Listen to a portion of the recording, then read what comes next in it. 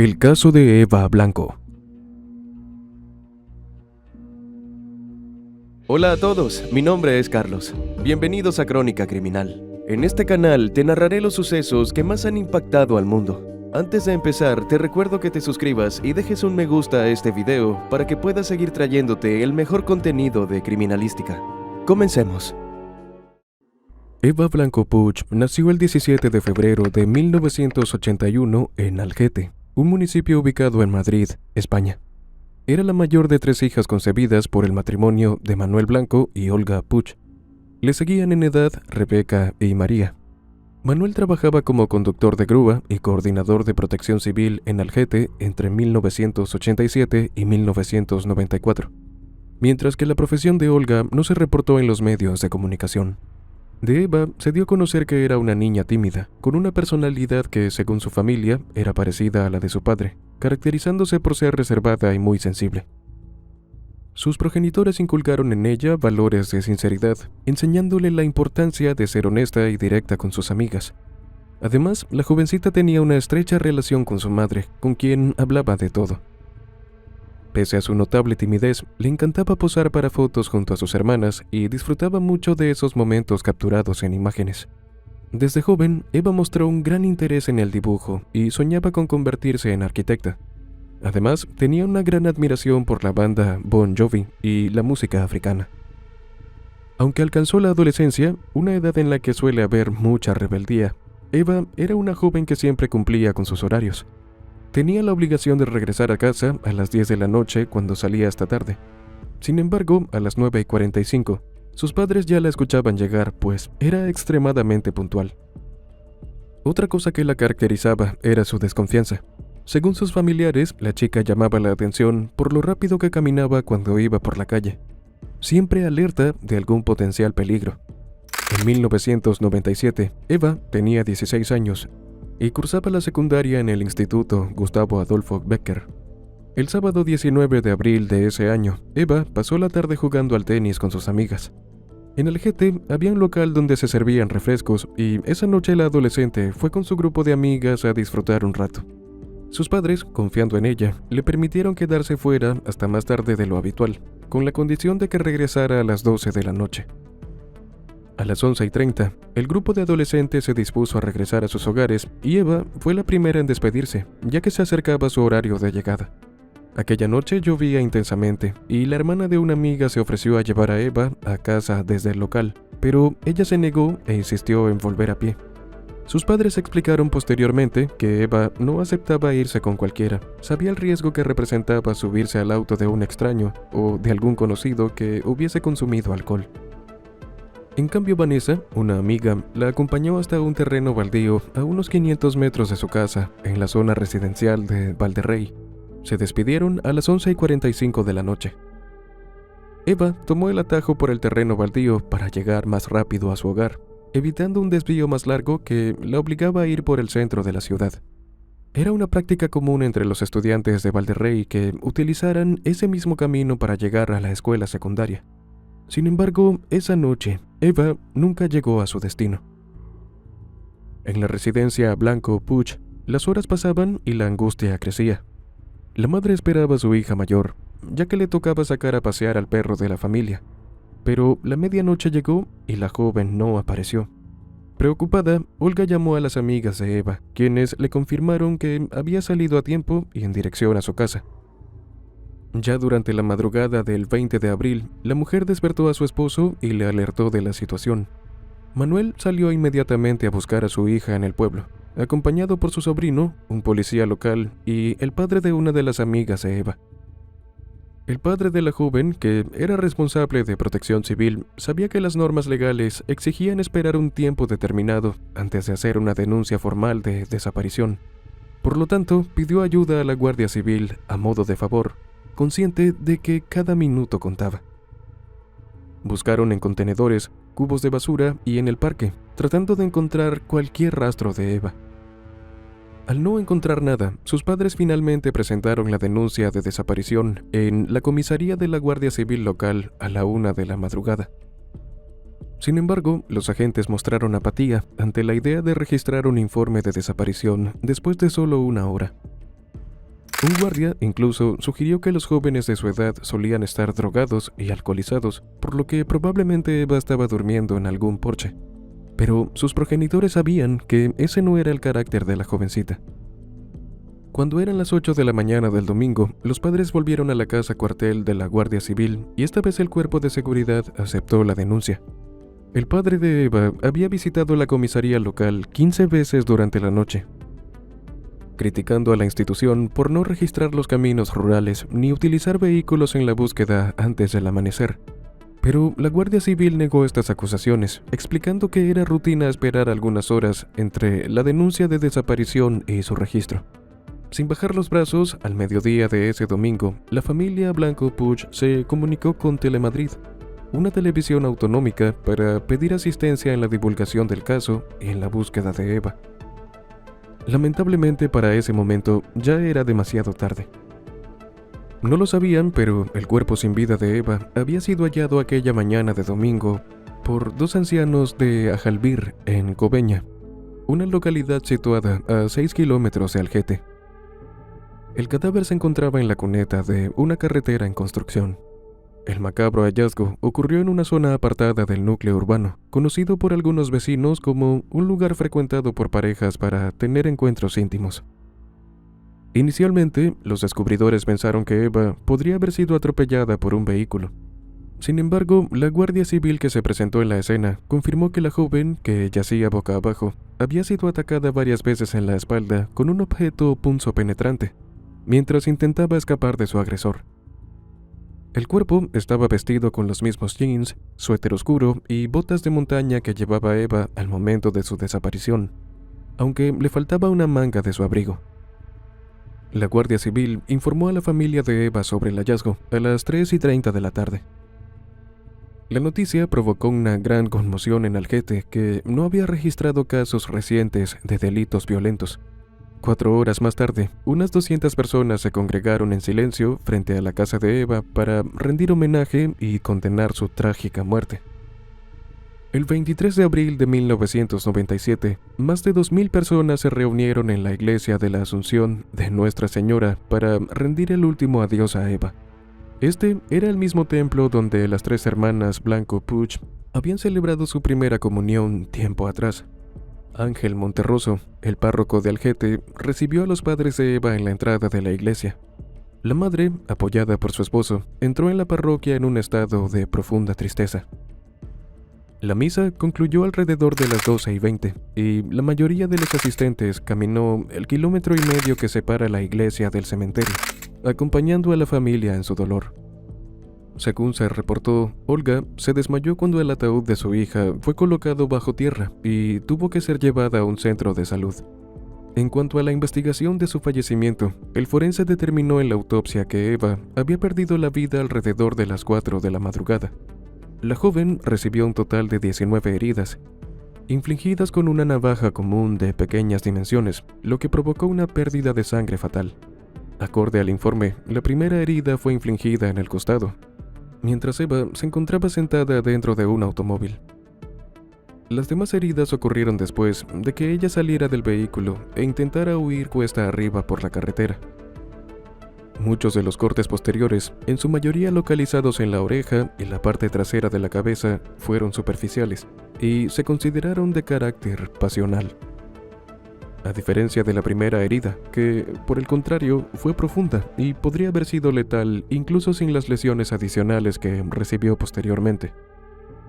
Otro detalle no menos importante fue que Eva no presentaba señales de defensa ni marcas de lucha, pese a que, acorde a las declaraciones de un investigador, el crimen había sido llevado a cabo con gran ensañamiento o rabia. Uno de los grandes desafíos para los investigadores fue la lluvia intensa de aquella noche, puesto que las horas de precipitaciones borraron muchas huellas y vestigios, dificultando la recolección de pruebas. Además, el lugar del hallazgo, una especie de zanja en una zona de corrientes de agua, había acumulado residuos de otros lugares, complicando aún más la tarea. A pesar de esto, lograron preservar algunas huellas, incluyendo las de la víctima y las de un hombre que usaba mocasines de talla 42. La autopsia también proporcionó dos pistas cruciales para los investigadores, según reveló un alto mando de la Guardia Civil. Se encontró que Eva había sufrido un desgarro de sus partes íntimas y se hallaron restos de fluido seminal, lo que confirmaba que el perpetrador era un hombre y permitía obtener un perfil de ADN. Sin embargo, la presencia de ese fluido se mantuvo en secreto tanto para la familia de Eva como para el público general, mientras se realizaban comparaciones entre las muestras genéticas recogidas de los familiares varones de la víctima y las encontradas en la escena del crimen. No hubo ninguna coincidencia. La otra pista significativa fueron unos restos de fibra roja encontrados en la boca de Eva. El Instituto Textil de Cataluña analizó las fibras y determinó que correspondían a una funda de vehículo muy común. Según reportó la Guardia Civil, estas fibras pertenecían a la tapicería del vehículo utilizado para trasladar a la chica hasta la zona donde perdió la vida.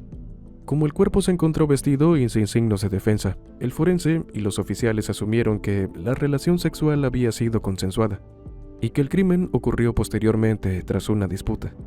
La hipótesis predominante era que una persona conocida por Eva se la había acercado en un auto, le ofreció recogerla y ella aceptó. Luego la condujo a un sitio en construcción que, como dijimos previamente, era frecuentado por parejas para encuentros íntimos. En ese lugar habrían tenido relaciones íntimas antes de que la joven fuera brutalmente atacada. En contraste, los padres de Eva creían que su hija había sido raptada y sometida a forzamientos íntimos bajo amenaza de cuchillo, y que el atacante le había quitado la vida para evitar ser descubierto. Las autoridades pensaron inicialmente que el caso se resolvería rápidamente. Las primeras hipótesis apuntaron a que el culpable podría ser alguien del entorno cercano de la víctima, en particular de su círculo de amigos. Por ello, la Guardia Civil denominó la investigación como Operación Pandilla. Se investigaron a todos los varones relacionados con Eva, pero cada línea de investigación, tras las comprobaciones correspondientes, se cerró casi tan pronto como se abrió, sin llevar a ninguna conclusión definitiva. Una persona de interés en el caso fue Miguel, el exnovio de Eva, quien vivía en Fuente El Saz, y con quien había terminado recientemente su relación. Sin embargo, después de ser interrogado por la policía, gracias a una coartada que fue verificada, lo descartaron como sospechoso. La investigación se enfocó luego en hombres adultos conocidos por la familia de la víctima, en quienes Eva podría haber confiado. El 29 de mayo de 1997, el gobierno anunció que la Guardia Civil había encontrado el caso más complicado de lo esperado, y ya no descartaba la posibilidad de que un extraño fuera el autor del crimen.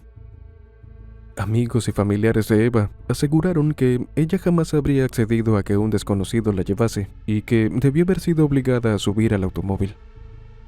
8 meses después del asesinato, la madre de Eva encontró 2 cuadernos ocultos en los cajones de la habitación de su hija, etiquetados como 95, 96 y 96, 97. Estos cuadernos eran una especie de diario y contenían notas escritas por Eva hasta el día de su muerte, aunque en muchas páginas se repetía simplemente Eva y Miguel en diversos colores de bolígrafo. Sin embargo, 2 páginas antes de terminar el último cuaderno, la frase Eva y Miguel fue reemplazada por Eva y 34, 31, 10. Algunas teorías sugirieron que 34 podría referirse al prefijo telefónico de España y 110 al código postal de Algete, la localidad donde vivía Eva. Pero esta posible pista no condujo a ningún avance en la investigación, y las siguientes hipótesis planteadas también resultaron infructuosas. En 1998, un año después del crimen, se inauguró el Parque Eva Blanco Puig en la calle Miguel de Unamuno, en Algete. El parque estaba situado cerca de la ermita de Valderrey, el último lugar donde la chica fue vista con vida. En noviembre de 1999, 2 años después de la muerte de Eva, y sin progreso en la investigación, su padre lanzó una campaña para que los habitantes de Algete proporcionaran muestras de ADN de manera voluntaria, con el fin de ayudar a identificar al agresor de su hija. Este esfuerzo contó con el apoyo del entonces alcalde de Algete, Jesús Herrera Fernández, quien en noviembre de 1999 solicitó oficialmente a todos los hombres mayores de 16 años en el municipio aproximadamente 5.000 personas que ofrecieran muestras de cabello o saliva si lo deseaban. La Guardia Civil asignó 100 millones de pesetas, equivalentes a 600.000 euros, y que a la fecha de este video serían unos $654.000, para llevar a cabo esta prueba masiva. Pero la propuesta fue rechazada por las organizaciones judiciales españolas, que la consideraron desproporcionada e inútil, además de un posible estigma para los residentes de Algete que optaron por no proporcionar una muestra de ADN sin una orden judicial. A pesar de la controversia, un total de 2.013 vecinos accedieron a participar en la prueba, proporcionando sus muestras de ADN de manera voluntaria. Sin embargo, la juez de instrucción número 4 de Torrejón de Ardoz bloqueó la prueba masiva. La magistrada consultó a la Fiscalía de Madrid, que se opuso a la iniciativa, argumentando que, aunque voluntaria, la propuesta violaba el derecho a la intimidad y era anticonstitucional.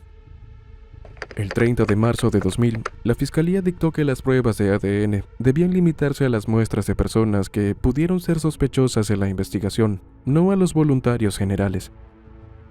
Como resultado, solo se analizaron muestras de 45 individuos, que incluyeron 18 familiares de Eva, 12 del lado paterno y 6 del materno, así como personas con antecedentes penales, prestando especial atención a aquellos con historial de conducta sexual inapropiada y violencia con cuchillo. Pero, de nuevo, los esfuerzos no dieron con un responsable.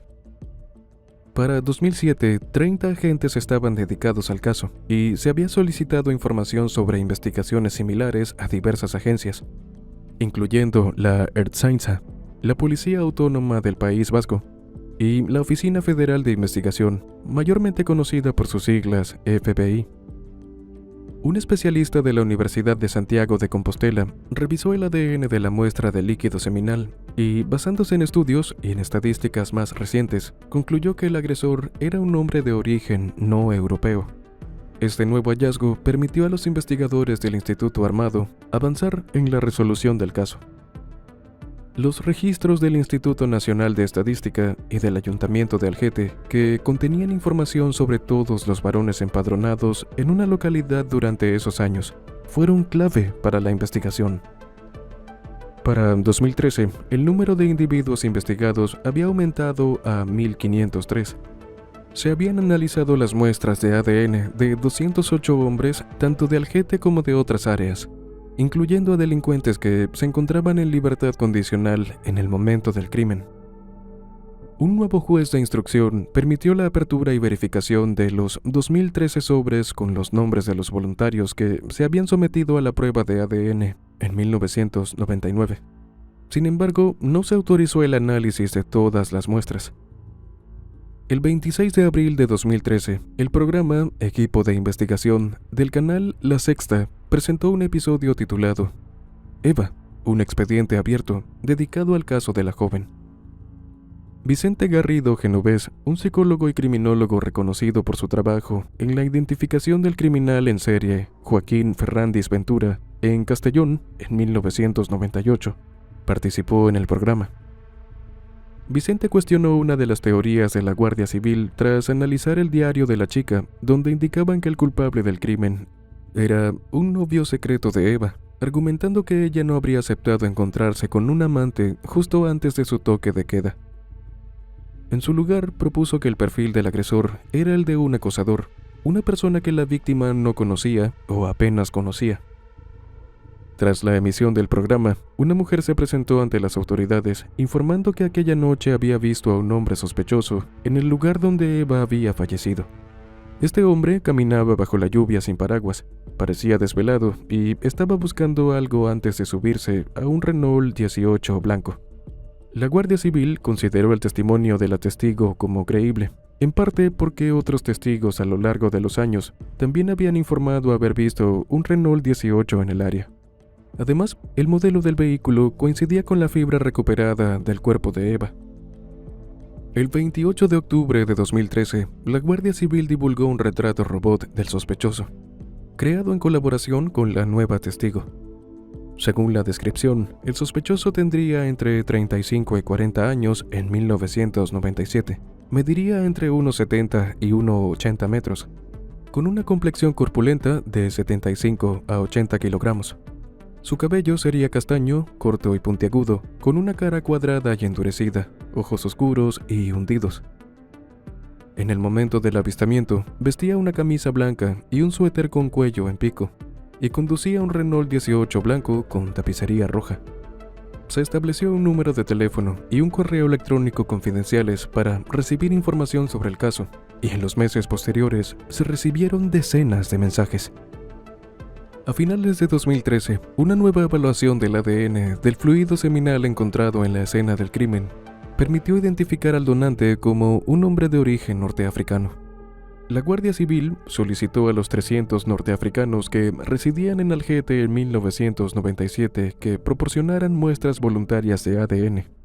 Aunque muchos de ellos habían dejado la ciudad o incluso el país, la respuesta fue sorprendentemente positiva.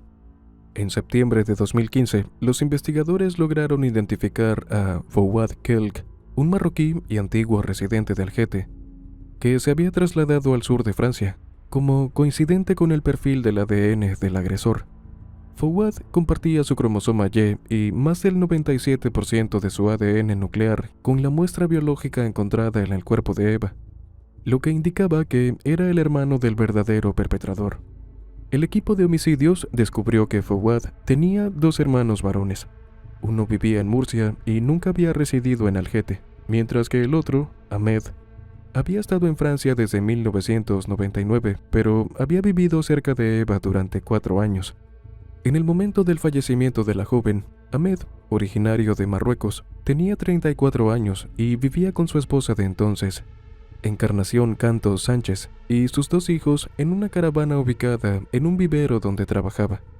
Para esas fechas, Encarnación estaba esperando su tercer hijo.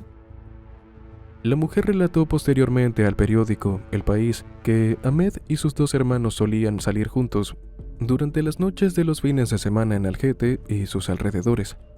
Según su versión, uno de los hermanos de Ahmed le había contado que la noche del perecimiento de Eva, los 3 habían estado en una discoteca con ella. Encarnación afirmó que durante esa noche Eva estaba en el local con su novio, con quien había tenido una discusión. Según la narración del hermano de Ahmed, los 3 hombres se habían encontrado con Eva en la discoteca, habrían salido del local con ella y luego la habrían dejado nuevamente en el establecimiento hacia las 11 de la noche. No obstante, esta versión no pudo ser confirmada y parece poco probable, dado que hay informes que indican que el tercer hermano Kelk nunca residió en Algete. Encarnación defendió la inocencia de Ahmed, aunque reconoció que cuando él bebía se volvía violento. Aseguró, sin embargo, que nunca había mostrado mal comportamiento hacia ella o sus hijos. La familia de Eva no conocía a Ahmed personalmente y sus interacciones con su hermano habían sido casi nulas. Un antiguo compañero de trabajo de Ahmed en el vivero de plantas lo describió como una persona poco sociable, que se volvía agresiva al beber y que era un poco lascivo en su manera de ver a las mujeres. Además, algunas ex clientas lo recordaban como una persona incómoda y perturbadora. El 1 de octubre de 2015, Ahmed Kelk fue arrestado en la localidad francesa de Pierrefontaine-les-Bains por la Gendarmería francesa y la Guardia Civil. En el momento de su detención, Ahmed, de 52 años, vivía tranquilamente con su nueva esposa, Fátima, y sus 2 hijos pequeños en Pierrefontaine, a unos 20 kilómetros de la frontera suiza. Trabajaba como soldador en una empresa de maquinaria agrícola y aunque su relación con sus compañeros de trabajo era conocida por ser conflictiva, en el pueblo era conocido como un hombre amable, sin que nadie sospechara de su oscuro pasado. El 5 de octubre de 2015, mientras estaba en su celda, Ahmed intentó quitarse la vida cortándose la vena yugular con un vaso de cristal, aunque su intento no tuvo éxito. 2 días después, aceptó ser deportado a España para enfrentar el juicio. Fue trasladado a España y puesto a disposición del Juzgado de Instrucción número 4 de Torrejón de Ardoz. El 9 de octubre de 2015, Ahmed llegó a la base aérea de Torrejón bajo la custodia de la Guardia Civil. En la audiencia preliminar del 13 de octubre, el acusado optó por no declarar, aunque accedió a proporcionar una muestra de ADN bajo consenso de su abogado. Allí, fue formalmente acusado de asesinato, violación y detención ilegal, y quedó recluido en la prisión de Soto del Real mientras esperaba el juicio. La solicitud de su abogado para liberarlo hasta que se confirmaran los resultados del ADN fue rechazada. De cualquier manera, poco después, las pruebas confirmaron que el fluido seminal encontrado en la escena del crimen pertenecía, sin lugar a dudas, al acusado. El 19 de octubre, la defensa de Ahmed solicitó sin éxito su liberación provisional. Su abogado argumentó que, aparte del ADN, no existía otra evidencia directa que lo implicara en el crimen. Además, mencionó que la teoría mantenida durante 18 años por la Guardia Civil era que Eva había subido voluntariamente al automóvil de alguien que conocía, y que había consentido mantener relaciones sexuales antes de ser ultimada, según la investigación. También intentó argumentar que Eva no habría subido al vehículo de un desconocido de origen marroquí, sugiriendo que la joven tenía simpatías por ideologías neonazis, basándose en supuestas imágenes encontradas en sus diarios. Sin embargo, estos argumentos fueron firmemente rechazados por los amigos de Eva. Encarnación continuó alimentando las teorías conspirativas sobre el caso, sugiriendo que la implicación de su ex marido podría ser parte de una trama más amplia. Afirmó que había múltiples personas involucradas en lo sucedido y que la familia Kelk estaba al tanto de la conspiración. También relató que en la noche del crimen, Ahmed había regresado a casa entre las 10 y 11 de la noche y que no se quedaría fuera hasta tarde debido a su embarazo. Según su versión, Ahmed le había contado esa noche que había sido asaltado por varios chicos, pero no deseaba denunciar el incidente por miedo a represalias. Tras el traslado de Ahmed a España, se activó un protocolo de prevención por comportamiento temerario en la prisión para asegurar su bienestar. Este protocolo se mantuvo en vigor hasta el 16 de diciembre de 2015, cuando los informes médicos favorables llevaron a las autoridades a levantar las medidas preventivas. No obstante, para garantizar la seguridad de Ahmed, se le asignó un interno de apoyo para su vigilancia hasta el 8 de enero de 2016. En esa fecha, un equipo de psiquiatras y psicólogos en la prisión revisó su situación y recomendó la eliminación de las medidas de prevención, ya que Ahmed no mostraba signos de riesgo inminente. Mientras tanto llegó la noticia del arresto de Ahmed Kelk. Manuel y Olga ya no eran los mismos padres que habían perdido a su hija adolescente en circunstancias trágicas. La vida les había llevado por un camino lleno de desafíos, desde descalabros económicos hasta la lucha de Olga contra el cáncer. Pero al final, la pareja había encontrado una cierta paz al ver tras las rejas al último rostro que había visto su niña. Manuel expresó que, aunque sintió una profunda ira al enterarse de la detención de Ahmed, nunca consideró tomar la justicia en sus propias manos. A pesar del dolor y el resentimiento, sabía que la venganza no era el camino.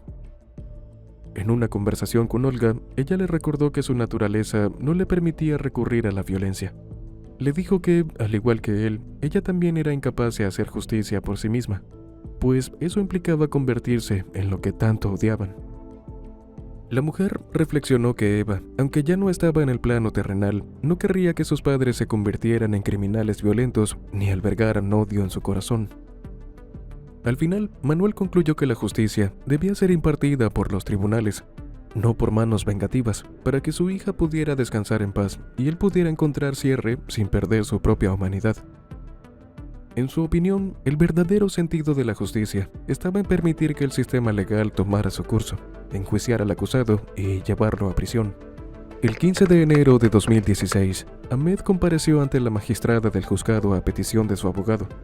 En su declaración, relató que en la noche del 20 de abril de 1997, había salido a pasear por la zona de Valderrey. Aseguró haber sido interceptado por dos hombres que lo llevaron a la fuerza junto a Eva, forzándolo a eyacular sobre ella bajo amenaza de navaja. Ahmed insistió en que no hubo forzamiento íntimo por su parte en ningún momento. Sin embargo, cuando se le cuestionó sobre la presencia de su ADN en el interior de la víctima, el acusado no pudo proporcionar una explicación. El 29 de enero de 2016, el mismo día en que se cerraba la investigación judicial, Ahmed Kelk fue encontrado sin vida en su celda en la prisión de Alcalá Meco. Durante el recuento matutino rutinario, los funcionarios del centro penitenciario hallaron su cuerpo. El hombre había utilizado los cordones de sus zapatos para colgarse y apagado la luz de su celda para no levantar sospechas durante la madrugada, según indicaron fuentes penitenciarias. En respuesta a la noticia, Miguel opinó que Ahmed se había juzgado y condenado a él mismo. Dijo haberse sentido contrariado por la noticia. Por un lado, sintió bienestar porque todo se había acabado y el culpable estaba donde tenía que estar. Y mal porque, en su opinión, tendría que haber sido juzgado y haber pasado en la cárcel todo el tiempo que hubiera dicho la justicia. La familia de Ahmed, en contraste, sostenía una versión distinta.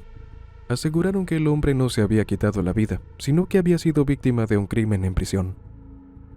Alegaron que Ahmed se había adaptado bien a su vida en el centro penitenciario, pero que había manifestado temor por su seguridad y había solicitado en varias ocasiones su traslado a Francia, debido al maltrato recibido por otros reclusos.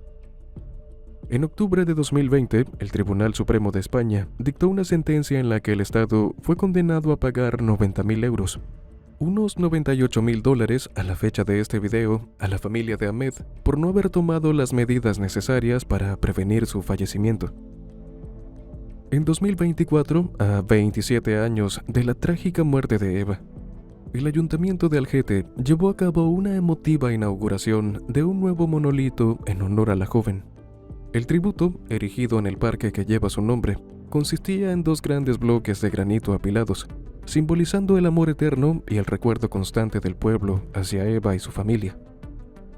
Durante la ceremonia, el alcalde de Algete, Fernando Romo, y los padres de Eva descubrieron una placa con la inscripción: "Tu pueblo te despidió, pero te recordaremos en vida".